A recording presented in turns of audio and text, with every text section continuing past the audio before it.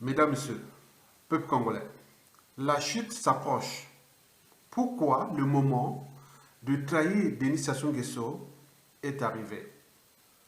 Pour commencer, je vous informe qu'être citoyen, c'est être informé.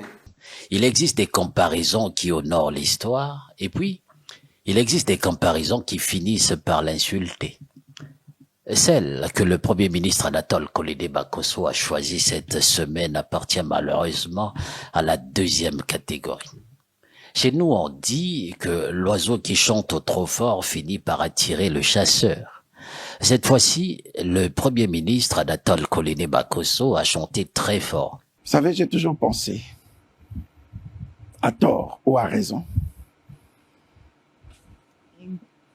que le président est pour les Congolais ce que David était pour Dieu.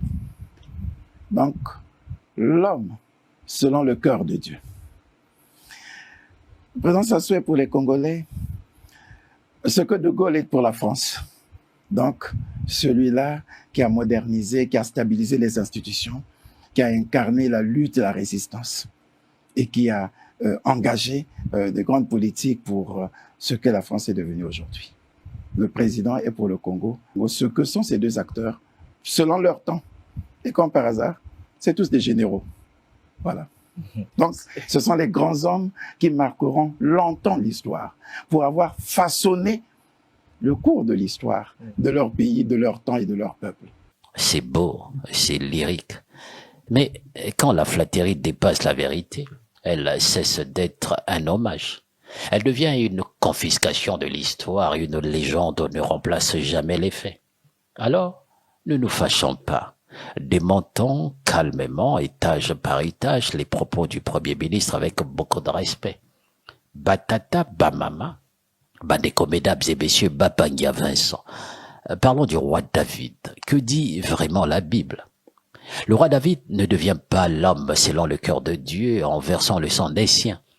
Il le devient en affrontant Goliath, un Philistin, un géant venu du dehors pour humilier Israël. David combat l'agresseur étranger, pas son frère. Mieux encore, quand le roi Saul, jaloux, le pourchasse, David a par 2 fois eu l'occasion de le tuer et de s'emparer du trône. Il refuse en disant « Je ne porterai pas la main sur l'élu du Seigneur ». Autrement dit, David refuse d'ouvrir le chemin du trône par le sang de ses frères. Maintenant, regardons notre propre histoire.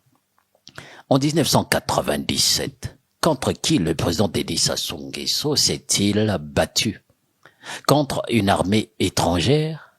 Contre un envahisseur venu occuper le Congo? Non, non. Contre d'autres Congolais. Contre un président élu, Pascal Lissouba, qui, apparemment, selon les dires, aurait voulu emprisonner, voire attenter à la vie du président Denis Sassou Nguesso. Le pays n'était pas confronté à un Goliath étranger.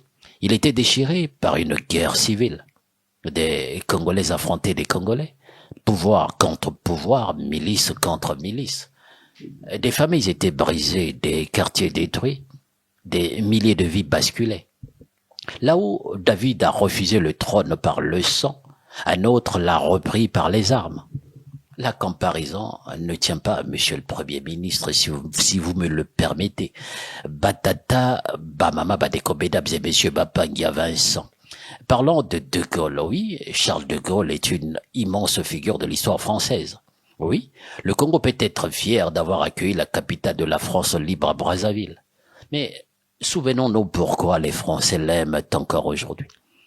Parce qu'il a libéré la France d'un ennemi extérieur, l'Allemagne nazie, parce qu'il a fondé la Cinquième République, mais surtout parce qu'il a accepté une règle simple.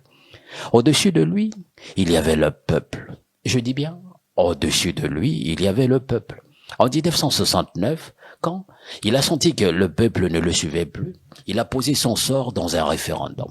Le peuple a dit non et le lendemain, sans char dans les rues, sans un seul coup de feu, il est parti. Il est rentré à colomber les 2 églises et le peuple français n'est jamais venu le chercher. Voilà la vraie grandeur, savoir partir quand le peuple ne vous suit plus.